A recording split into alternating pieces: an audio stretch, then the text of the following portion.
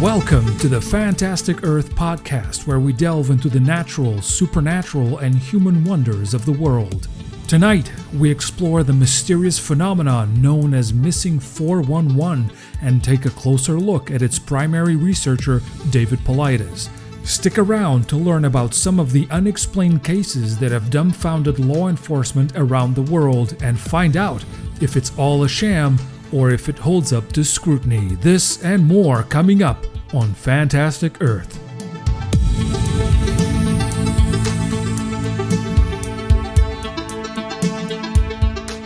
Listen to the entire podcast for free on YouTube or Spotify, and also a bunch of other places. Check the links below, pick your favorite, and boom, you're done. Also, please subscribe to the channel and smack a like if you're enjoying it so far. And why not join the conversation in the comments section below? Do it.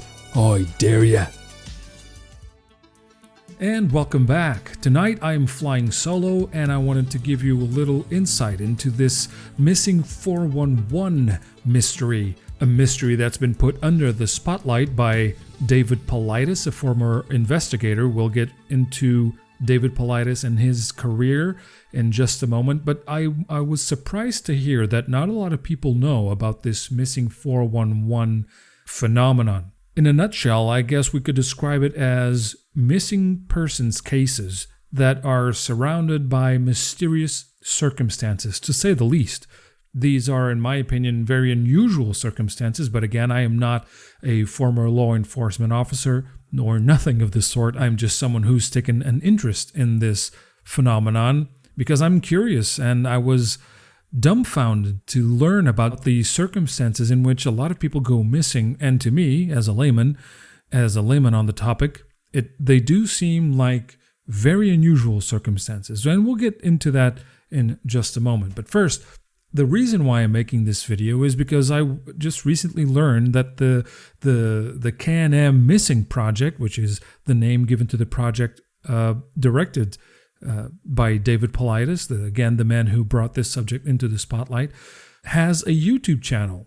And I thought it was a recent thing, but no, it's something that's been online for at least 6 years. And I was surprised to find this out because I've been into this subject for a long, long time, but I didn't know it had its own YouTube channel. So if you're interested in such topics as the unusual disappearances of people from around the world and what can only be described, I guess, in mysterious circumstances, to say the least, then I would strongly recommend that you look up the CanAm Missing project. Now, if you go to the About page, you'll see that CanAm Missing is a group of retired police officers, search and rescue experts, and other professionals that are dedicated to researching, on-scene investigating, and generally understanding the issues associated with people who go missing in the wilds of North America. This has typically been a project that is intensely worked by search and rescue teams, starting when the victim is reported lost and usually continuing for the following 7 to 14 days.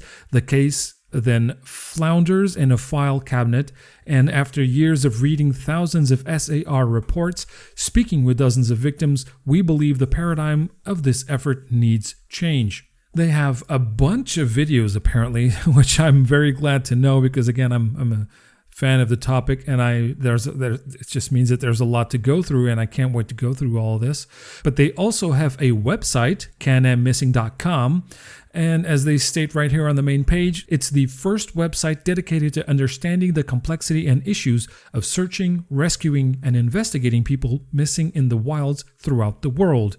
This is a pretty basic website, as you can see from the looks of it, but they do provide a lot of links here that you will find interesting if you find this topic interesting. Now, I do. And why would I put it in the Fantastic Earth podcast? Well, because, again, the circumstances surrounding most of, if not all of these disappearances that they catalog here are to this day unexplained. Now, there are a lot of people that would pick up one case or another and probably provide a reasonable explanation for the case, but the point is that most of these cases remain unexplained even by law enforcement professionals, and we'll get into that in just a minute. But right now, I would love to go into one of the most famous Missing 411 cases that is detailed in the first documentary, and this is the case of Atadero. And what I'm about to read are excerpts from the CanAm website, details about the disappearance of Jared Atadero supplied by Alan Atadero, Jared's dad. Jared Atadero's disappearance took place on the Big South Trail adjacent to the Poudre River in northern Colorado. Jared was 3 years old when he vanished. He was hiking with a group of single people who were staying at his father's resort 20 miles away.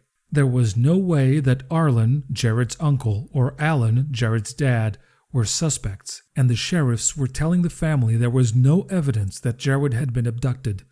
When the family asked to go down the trail, there was a curt response: no. This is very unusual.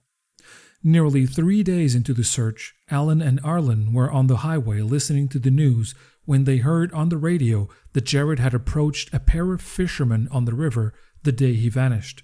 Jared asked the man if there were bears in the area. The fishermen told him that there were not. Jared supposedly walked away. And this is completely irrational for fishermen to allow a 3-year-old boy to walk away into the wilderness without adult supervision. 4 long years dragged on until hikers were 500 plus feet above the Big South Trail, over 2 miles from the trailhead, when they found scattered clothing. Larimer County Sheriff was notified, and deputies went to the scene and found remains that were consistent with Jared. Alan was called, and this time they escorted him down the trail to the point just below the remains. Alan said that it was a very, very steep and rocky incline where 2 search and rescue workers helped him up the mountain. Alan stated that he was taken to an area where they showed him the area where the sweatpants had been found, but the clothing was already removed from the mountain. He was taken to another location where Jared's shoes were found. Alan made it a point to say that it didn't appear to him that the shoes had been through the elements for 4 winters. The shoes were clean and the colors were vibrant. Searchers also found the sweater Jared was wearing that had some unusual hairs around the neckline. Crime scene technicians found the top of his skull and 1 tooth in the general area. No other bones were found. Needless to say, Alan was devastated. He told Paulides that he remembered sitting on the bluff, looking out at the river, thinking that it was a beautiful spot. He said that he was sitting there when the sheriff's radio blurted out that they'd found another item. Days after finding Jared's remains, the sheriff had a press conference. They had the clothing and shoes up on display boards covered with plastic. Alan noticed that someone had pulled the pants to display them right side out, straightened out one of the legs to the sweatpants, and asked the sheriff why they did that. Alan told them that when they were found, they were inside out. The sheriff then asked him how he knew that, and Alan stated that he was at the scene when they were found. Now, David Paulides states here that finding a young boy's pants turned inside out on the side of a mountain is highly unusual. Jared's tooth was located sitting on top of a bed of needles in plain view, a very, very unusual sight as detailed by Paulides. After 4 winters, it would have been expected for the tooth to be under the needles and buried by debris. At the press conference, the sheriff stated he wasn't positive what happened to Jared. He thought it was possible that a mountain lion killed him, but there wasn't significant evidence to support that. The sheriff sent the tooth and the top of the cranium to the Colorado Bureau of Investigation, or CBI, for DNA analysis. They also sent all the clothing to the Bureau to locate the blood. They didn't find any blood on any of the clothing. The CBI stated that the cranium had degraded DNA, causing the 85% return, but a DNA expert from Ohio told Alan at a later date that the tooth was contaminated with more than one person's DNA. All DNA experts know that you cleanse the item prior to testing to eliminate any contamination. The sheriff also sent the hair they collected off Jared's collar to the lab. They told Alan that the hairs were non-human and not mountain lion, and not to worry about it. They never gave Alan the hair report and never told him what the hairs belonged to. Hair and fiber experts know what every animal hair looks like. They have a guide to every hair in the wilderness, and it's their job to match them. Paulides asks, why wasn't this completed, and why wasn't Alan given a copy of the hair report? He was given the DNA report and every other imaginable report, except for that one. and he still doesn't have it. Jared's personal items that were not found were the lower jaw, teeth, his t-shirt, and underwear. The shoes still look pristine. During their conversation, Alan told Paulides that there were several things about the crime scene that didn't make any sense.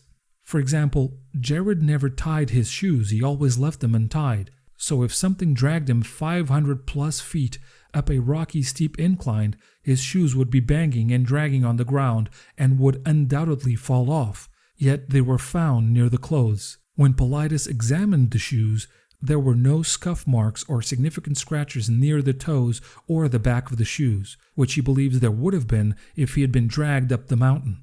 The other point Alan brought up, the shoes still looked new and the colors were still loud and vibrant, even after being out in 4 winters. There was no mold inside the shoes or evidence that there had been significant snow and water on them.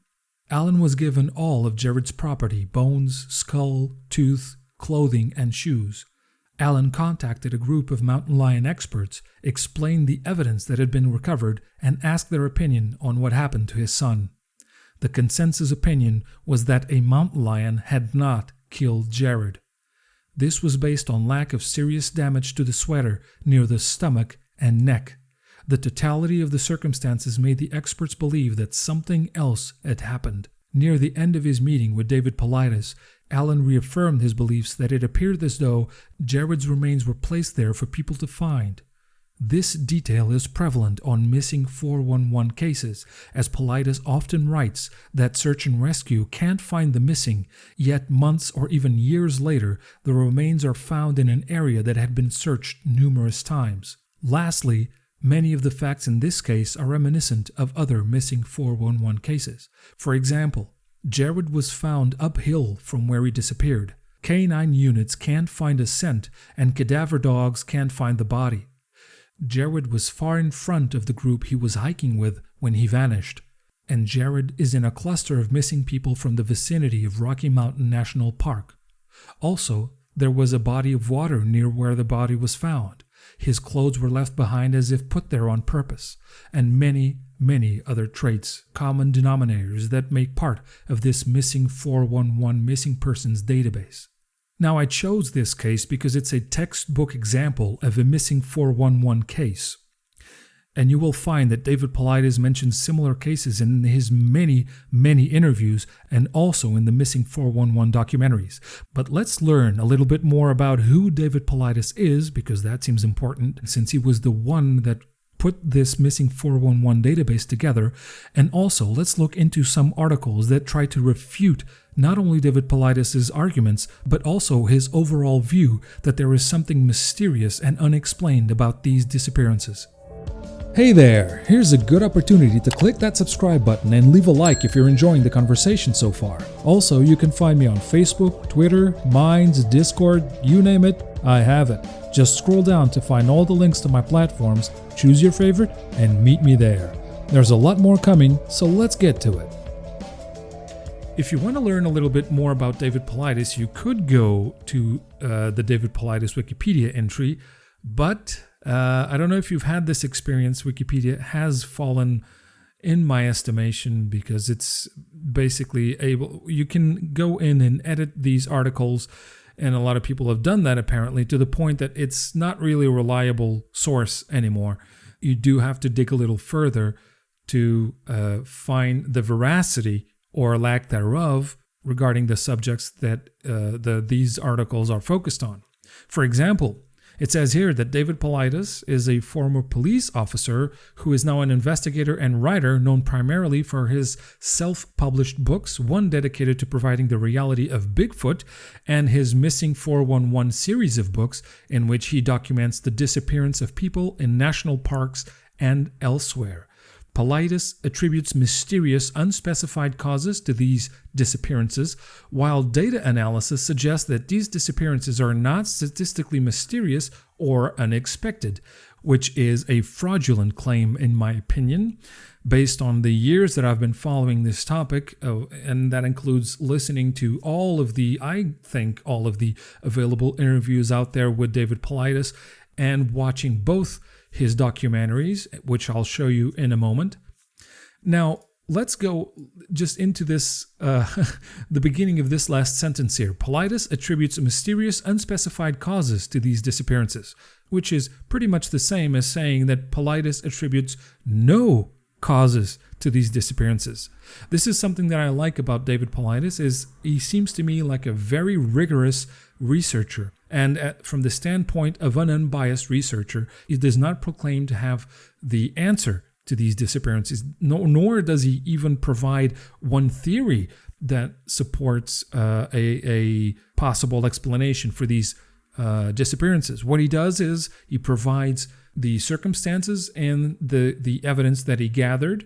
And the reason why they claim, the reason why they claim here that these are mysterious and unspecified causes is because the evidence that Paulides gathers does dumbfound researchers, including himself, who is a veteran police officer.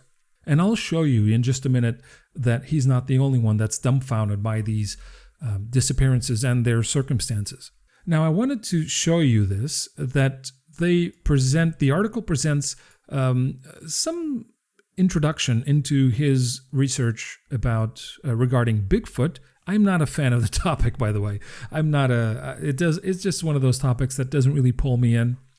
I'm not saying that there isn't a relevant research to be conducted, far be it from me to claim such a thing, but it's just one of those topics that I don't find myself particularly interested in. However, the article on Wikipedia goes to the lengths of saying that right after the introduction to the Bigfoot research, that the Scientist magazine also analyzed the paper, reporting that the analysis and data failed to support the claims of existence of a human primate hybrid, but rather analyses either come back as 100% human or fail in ways that suggest technical artifacts. So this is a claim that the Wikipedia article makes that is supposed to refute David Paulides' research into the topic, and they cite the Scientist magazine article that I cannot find. I went to the scientist.com website looking for any articles on David Paulides. I could not find them, nor could I find any articles on the Missing 411 series, but I could find, as you can see here, some articles on Bigfoot, and the headline says it all: Bigfoot DNA is bunk. I'm not going to comment on that because I haven't researched it enough. I do remember an interview on Coast to Coast, or actually several interviews that I listened to on Coast to Coast AM, claiming that the DNA research into Bigfoot wasn't bunk. But again, I'm not going to go into it because that would be just a whole nother video and a whole nother research that I would have to go into. What I am interested in is the Missing 411 research. And the article claims that following his work on Bigfoot, Paulides' next project was Missing 411, a series of self-published books and 2 documentary films documenting unsolved cases of people who've gone missing in national parks and elsewhere. And they cite, to refute David Paulides' research, they cite this data analyst, or data scientist rather, Kyle Polich. I'm going to call him Polich because I really don't know how to pronounce his last name. If I'm mispronouncing, then, well, that's on me. And they use Polich's research to refute Paulides' research, saying that he concluded that the allegedly unusual disappearances represent nothing unusual at all.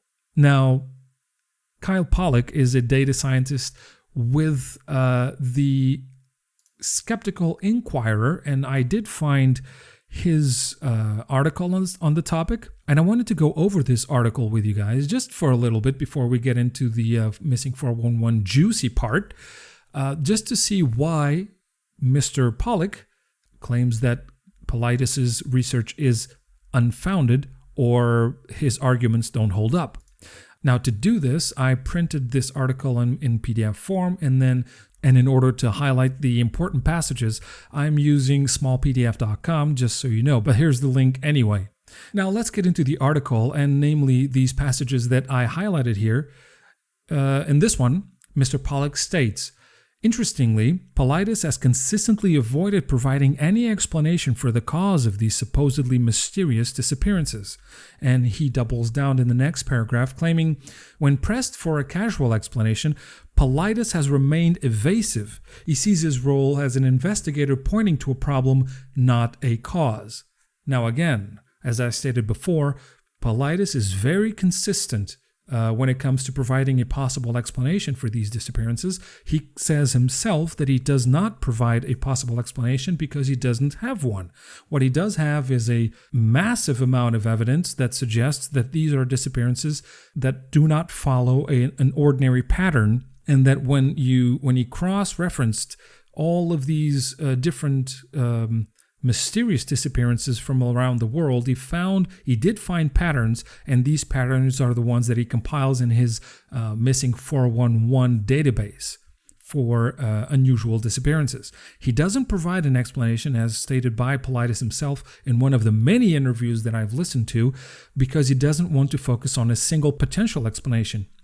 The evidence that he gathered does provide solid grounds for further investigation, but it doesn't point to a single possible explanation.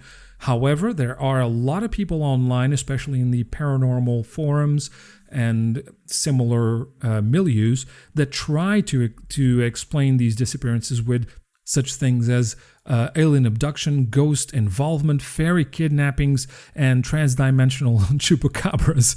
Well, I don't know about the transdimensional chupacabra, but I do know that there have been some possible explanations put forth that claim that what's happening here is people are going through different dimensions and coming back into our dimension from some sort of portals. Now, these are all obviously very outlandish potential explanations, but they're not out of the realm of the evidence gathered. And if you go into the missing 411 database regarding the circumstances in which these children, senior citizens, and even healthy adults go missing, you will find that they point to something that is very, very unusual. This coming from a layman such as myself, who's nothing but an interested party.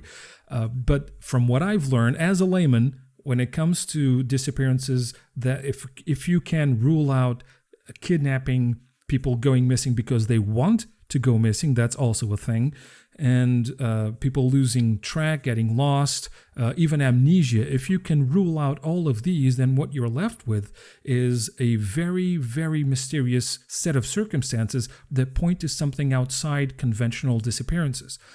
Now, being outside the conventional patterns for disappearances does not mean that alien abduction, ghosts and fairies and other dimensions are involved, but it does point to the need of further investigation to get to the bottom of this.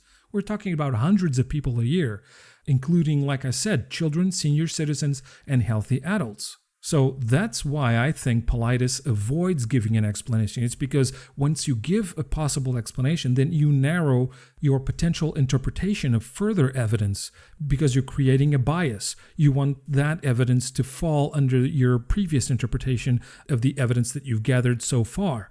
So this to me is the symptom of someone who wants to remain an unbiased investigator. You do not present potential explanations unless you have really solid evidence to support that potential explanation. Now, going into the next highlighted section here, you see that Polich claims, I determined that following Hyman's categorical imperative, which states, do not try to explain something until you are sure that there is something to be explained, was the best place to start. Well, Mr. Polich, you seem to be agreeing with David Paulides' stance on not providing explanations until you are sure that there is something that needs to be explained. This is why he avoids explaining or providing explanations. That's exactly the point. What Paulides is trying to do is get to the bottom of that very question. Is there something that needs to be explained here, or does this fall into some sort of ordinary, albeit rare, set of circumstances? That's what he's trying to do. He's not trying to say that there is something supernatural at work. What he's trying to say is that these are very unusual circumstances and it needs further research and serious research. Now, going to the next highlighted section here, Polich claims not all missing persons cases qualify as missing 411. Paulides describes the pattern, in quotes for some reason, of these cases. And he continues, the pattern consists of some loose criteria such as canine rescue dogs not being able to pick up a scent. Well, on this point, from what I've gathered from Paulides' interviews and the accounts of other law enforcement professionals, these dogs, canine rescue dogs, are trained to just do one thing, is pick up scents. And you even have canine units that are specifically trained to pick up one scent. For example, you have corpse sniffing canine units. And even in these cases, they can't pick up the scent of a corpse when just days later, the search teams will find a corpse within the area that the canine units were deployed just days prior. So this is another unusual data point that needs to come into play when you're analyzing these unusual circumstances. Polich continues, another optional criterion is victims being found deceased with their clothing removed. Yes, he's right about that. Typically pants and shoes or boots. Paulides is quick to point out that voluntary removal of such items is totally irrational in most circumstances. Now, Polich tries to refute Paulides' argument here, but what he ends up doing is refuting his own argument. Here's how. Polich continues, I didn't know what to make of this detail until someone pointed me to the phenomenon of paradoxical undressing. This is a condition sometimes found in people experiencing hypothermia who feel irrationally hot and remove clothing to cool themselves. I presume Paulides, like me, must not have been aware of this fairly simple explanation. Now, this is not an explanation. This is a potential explanation for some of the cases, maybe. This does not rule out all of the additional data points that Paulides clearly catalogs in his database and that make it reasonable to argue that these are still unusual circumstances. This paradoxical undressing phenomenon may explain a couple of cases, but not all of them. Polich continues, another optional criterion is cases where a deceased body is recovered but found a distance or elevation away from their last known whereabouts that defies common sense. Yet Paulides doesn't present any Twilight Zone-esque cases of people showing up in bafflingly distant places. Yes, he does. But anyway, Polich continues, in truth, most of these supposedly common sense defying distances are just a few miles. Yes, this is true, but going back to the previous point, David Paulides does present Twilight Zone-esque cases of people showing up in bafflingly distant places. For example, the many cases of 2- and 3-year-old victims who are found not that long after they've gone missing in unsurmountable distances. And I'm talking about distances that would have been difficult for a healthy adult to cross, let alone a young child, and let alone without any clothing, and let alone on that terrain. And I want to talk about the data analysis that Polich goes through here, because this is an important point. One thing is going over the data, the other is actually visiting the places and confronting the data with the physical circumstances of the places that these people go missing. But we'll get into that soon. Polich continues, a minority of cases in the catalog involve missing people who were recovered alive. Curiously, these all seem to be young children. I suppose an adult gone missing and found can self-attest that their missing time was explained by ordinary circumstances.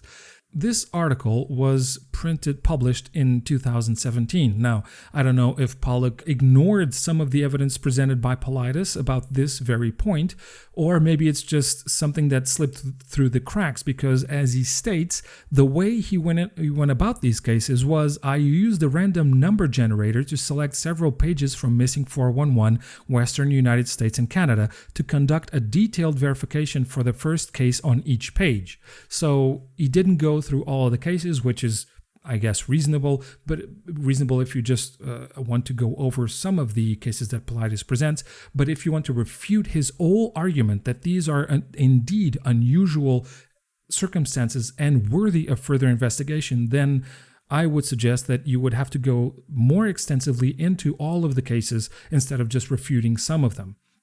because there have been cases of adults that have gone missing and that were recovered, and they don't remember where they were. Their last memory was actually up to the point where they went missing, and then they are recovered sometime later with no recollection of what happened between the point they went missing and the moment when they recovered conscious or they were found by someone. And the most famous case, I think, was the case of Stephen Kubacki. There it is.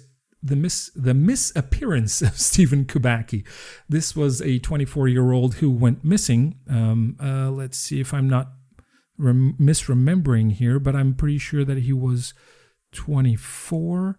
But anyway, he was a healthy adult and he went missing, only to be found, I guess, if I remember correctly, 14 months later with no recollection of the time in between. But we'll get into this in just a moment. Let's go back to the article to see what Mr. Polich states further.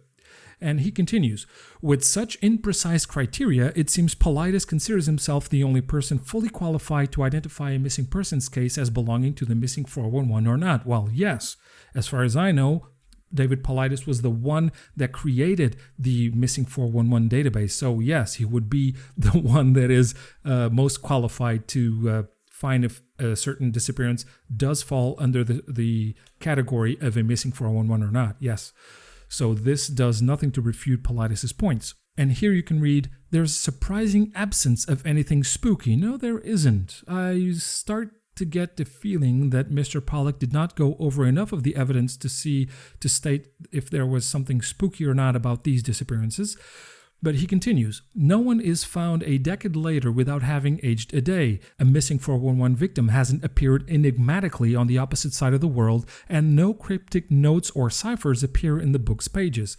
This is just useless, this point, because here you are trying to look for specific evidence that would sustain a potential explanation that you could provide to these disappearances. So you are defeating the purpose of your skepticism if you're looking for specific evidence that would sustain a previous possible explanation that you had before you went into the investigation. Maybe Mr. Polich would have felt more comfortable if you were to find this sort of evidence when doing the research into missing 411. Which means that this would probably speak to his own biases. And what I mean by this is that we all have our own biases. It's very difficult to research a certain topic without any biases. And even when you acknowledge your own biases, it's very hard to not have them play a part when you're interpreting the evidence. And this is why I think David Paulides is a very rigorous researcher. He tries to not provide an explanation. He just presents the evidence that he gathers and tries to cluster them into data points that might have a statistical relevance to one another. This is what he does. For example, there is a prevalence of bodies being found in the missing 411 database unclothed. There's also a lot of cases where the victim's boots or shoes were found a few miles from the place that he was last seen, or even between the place where he was last seen to the place where he was found. These shoes are usually neatly set somewhere between the 2 points and often near a body of water. This doesn't really correlate with any possible explanation that I can come up with personally. But I'm sure that if there were some cryptic ciphers or notes somewhere around the place where the body was found, maybe Mr. Polich could advance a possible explanation, which would defeat the purpose of looking at this evidence unbiasedly. But anyway, Mr. Polich continues, I've yet to reach a personal conclusion on these side topics. It's an intriguing discussion, but not one that has anything to do with making disappearances unusual. Well, as you state here, you've yet to reach a personal conclusion, which is the same exact stance that David Paulides has. He does not have one conclusion that is like a one-size-fit-all for every missing 411 case in his database. What he is open to new cases that will fall under that category and maybe shed more light on the previous ones. Again, in no interview that I've listened to or film that I've watched or piece of writing that I've read from David Paulides has he ever stated that he is looking for a way to sustain one potential explanation. What he's looking for is to gather more evidence, and once there is a possible explanation that is grounded on the evidence, he will put it forth. But until then, he refrains from doing so, which to me is the symptom of a rigorous, unbiased researcher. Listen to the entire podcast for free on YouTube or Spotify, and also a bunch of other places. Check the links below, pick your favorite, and boom, you're done. Also, please subscribe to the channel and smack a like if you're enjoying it so far. And why not join the conversation in the comments section below? Do it. I dare ya. I mentioned the disappearance of Stephen Kubacki, and I'm just going to go over it just in broad terms, but I am going to direct you to the excellent article put together by Ellen Killoran on Substack.com. I will leave the link below so you can look at it for yourself. This is a 4-part article that goes deep into the misappearance of Stephen Kubacki, and this is a case, if I'm not mistaken, I'm pretty sure I'm not mistaken here, but I do remember an interview on Coast to Coast AM with David Paulides where he talked about this case as falling under the category of a missing 411 case. Now, I'm going to provide you with an overview of the Stephen Kubacki story, and I'm going to use this article. I'm just going to read this part here that seems to be the most interesting. And again, this is taken from Ellen Killoran's exquisite article on the subject, in which she states, Kubacki was 23 at the time, either a German or history major, set to graduate that spring. Kubacki was also known to be an enthusiastic outdoorsman who had previously climbed mountains while studying abroad in Europe. He'd been cross-country skiing in the same area bordering Lake Michigan before. The trip that weekend wasn't particularly unusual, but the rest of the story is. This is the most interesting part. On May 5th, 1979, well over a year after he went missing, Kubacki woke up, quote unquote, in a grassy knoll in Pittsfield, Massachusetts, 700 miles due east from where he'd vanished. You can draw a near-perfect straight line between them on a map.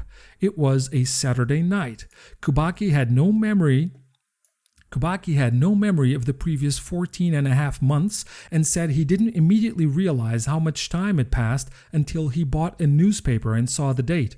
He found his way to an aunt's house in Great Barrington, about 20 miles from Pittsfield. From there, he was reunited with the rest of his family in South Deerfield.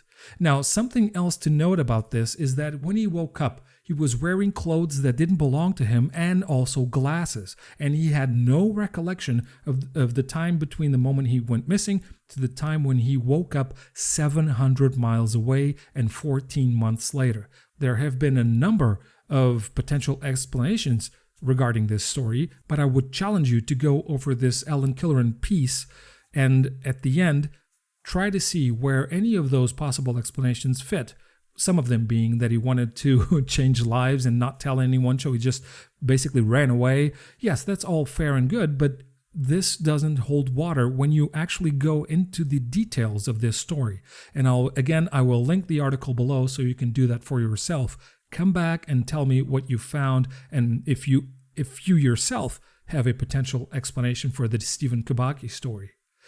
Now, I tried going over again some of the David Paulides interviews on Coast to Coast AM, but as you can see here on the David Paulides page on Coast to Coast, he was on a lot of shows, and every interview is so interesting that what I suggest is that you go to coasttocoastam.com and listen to the interviews yourself, or to the Coast to Coast AM official YouTube channel. There are a lot of them. A lot of the interviews are up there as well with George Norrie and George Knapp. This, however, is a really good background into who David Paulides actually is, a lot better than the one on Wikipedia, I might add. And it reads, David Paulides holds 2 degrees from the University of San Francisco and has a professional background that includes 20 years in law enforcement and senior executive positions in the technology sector. David has retired twice and is now the director of the CanAm Missing Project. I'll leave the link to his page here on Coast to Coast AM down below so you can get a better feel of who David Paulides is, and also the links to the shows where he participated. All of the interviews are really, really exciting, and I cannot recommend it enough. This, to me, is, like I said in the intro, is one of the biggest mysteries nowadays. And the more I research it, the more I am fascinated by it. It does help open up that door to just how fantastic this Earth actually is. But anyway, this is just my point of view, that I am fascinated about this topic. Of course, that the people that are focused in these investigations have gone through a lot. And I mean, my heart broke when I watched the documentaries and I saw how broken these families were when they learned that some family member went missing, and especially the parents of the little children. I mean, this is absolutely heartbreaking, which just makes it all the more relevant that a serious research is in order around this subject. Here is the page for the Missing 411, the original documentary. The trailer is right here, but I don't really like the IMDb player, so I'm going to show you the trailer on their Vimeo page here. But before I do that, I want to read the synopsis here for you. And it states, the Missing 411 documentary is one that chronicles the similar disappearances of 5 children in the wilds of North America across multiple decades. I would especially hint at the last case that they approach in the documentary. It's a fascinating case from the 50s, if I'm not mistaken. Either the 50s or the 60s, but it's a fascinating case, and no wonder they left it till the end. It's not just a teaser, by the way. They don't just explore it at the end of the documentary as a teaser, but it is very important that you go through the rest of the documentary just so you can understand just the entire scope of the last case's circumstances. So it's a very well put together documentary. The production values aren't as high, as I mentioned before, as the follow-up, but it's worth your time. And let's get into the trailer. Here it is. I'm Edna Keith's mother. I was visiting my parents in Ritter, Oregon, and so I said, "Oh, where's your brother?" And he said, "Oh, he went around the barn." Then we went back to find him, and he wasn't there. According to Oregon State Police, there are 41 missing children in Oregon. It's an unknown what happened to these people. It extends far beyond just kids. Hundreds of people vanished from our national parks and forests under Here's very the unusual voice of George but very Knapp. similar circumstances. In a lot of these cases, search and rescue, or the volunteers searching people, have already gone over certain areas, not once, not twice, but even dozens of times. And then the child is found there, maybe a year, maybe a few years later. I think that I'm actually sitting here holding my son. But this is what I have left of him. We're talking about a very large, even worldwide collective of information here. And we turned around, and here was this little toddler walking out of the fog with absolutely no clothes on at all. Well, it's troubling. You know, I got members of my search and rescue that aren't sleeping too well. If you have areas that you don't even know there's missing people, it makes it really difficult to reinvestigate when more information comes. Some of these situations are so unusual you have to think beyond the bounds of what's normal. One of the reports says, well, the reason why you didn't find any DNA or blood or anything on Jared's clothing is because either he or something removed his clothing. There's just too much. There are too many questions that don't have answers. When did the FBI get involved? What was it? Family's been accused of drug use and of sleeping with certain people. Everybody thinks, well, I'll come up to a polygraph. Go ahead. Go right on ahead. I have nothing to hide. You know, everybody wants an answer. Hopefully someday we'll come up with one. Does the National Park Service keep a list of missing people in their parks?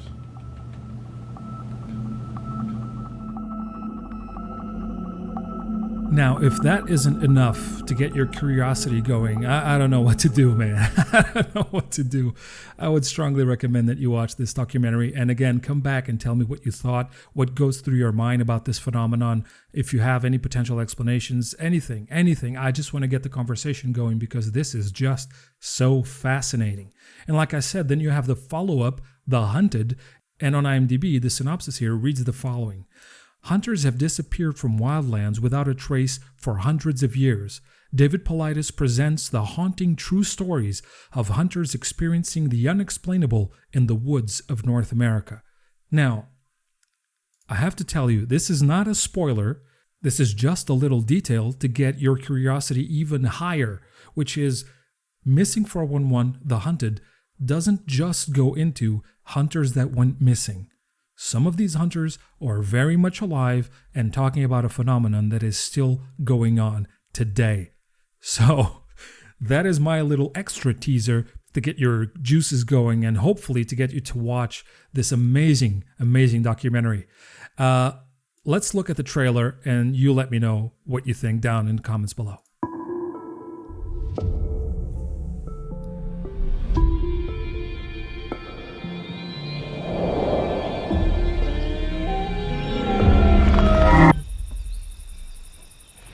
Mysterious disappearances. Tom, you around? When missing, they're lost, simply vanished.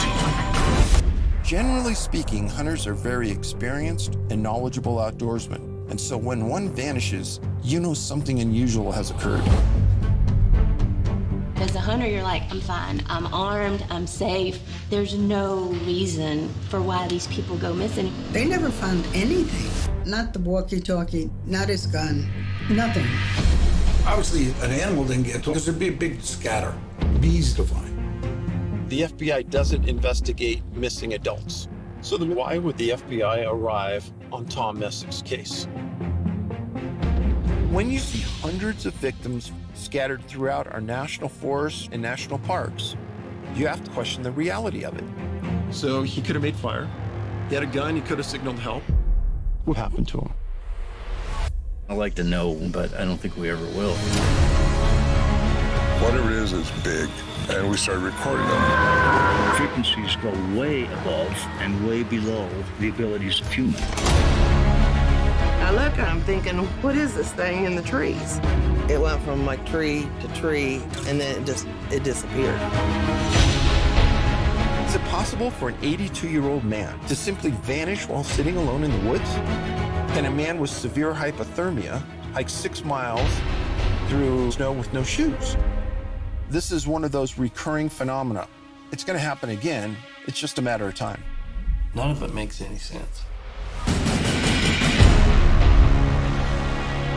All right. So, like I said before about Mr. Polich here, let me just pull up the article again. Like I said before about Mr. Polich, first of all, I should say again that I am very much a fan of being skeptical. So I think a healthy dose of skepticism is very good to reach some sort of semblance of truth. You don't just believe things just because people present them to you with, even if they do it with compelling evidence. You need to think critically about how they gather this evidence and the conclusion that they come to, if it holds up. And also if the phenomenon can't be explained by something else. So again, please understand that I do approve and promote a healthy dose of skepticism.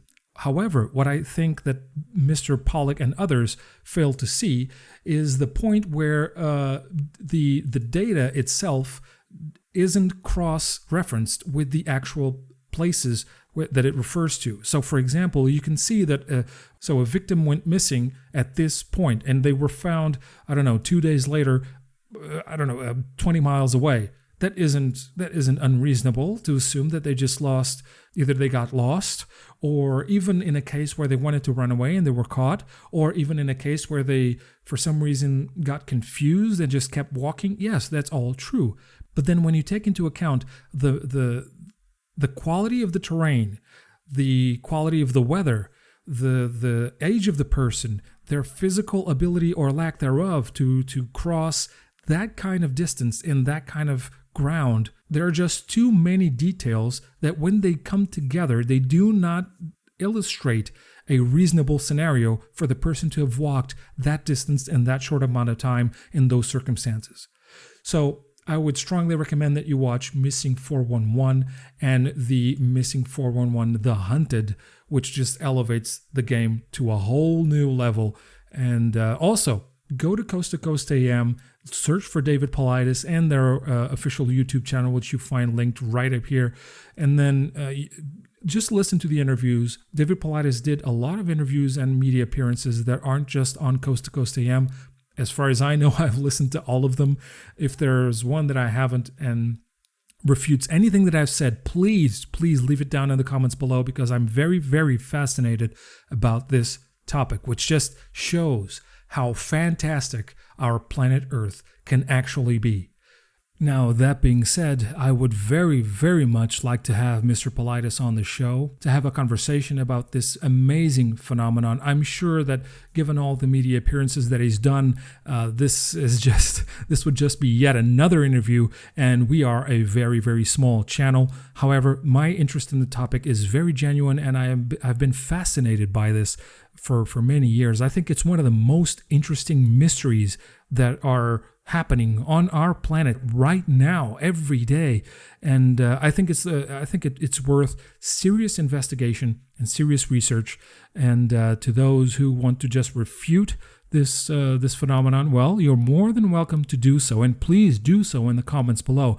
But please bear in mind that this is a 20-plus-year-old ex-cop who specialized in missing persons, who's been investigating this for quite a few years and has written many, many books on the subject, who seems to be a very rigorous, unbiased researcher, to as far as humanly possible at least, and who has given many media appearances on the same outlets that have provided some of the great mysteries of our time. That's just something to bear in mind when we want to refute this. Now, I'm not trying to say, not at all, in fact, I actually oppose this view, that just because of his status, he is owed some sort of credibility. Not at all. Status does not equal credibility. Let that be written in stone somewhere. But in my opinion, we are talking about one of the great researchers of our time who is at least owed the benefit of the doubt. That being said, I would absolutely love to have Mr. Paulides on this show to talk about this phenomenon or any other phenomenon that is currently flying under the media radar. So let's get out there and look for more phenomenon that illustrate just how fantastic our planet can be. Thanks for stopping by today. I hope you enjoyed this episode of the Fantastic Earth podcast. You are always welcome at the Den, so why not stop over on my website and subscribe to the free Den Dweller newsletter to get the updates. Leave a like on this video and share it with a friend you think will enjoy the content, and subscribe for upcoming videos as well. I hope you have a fantastic day, and I'll see you next time.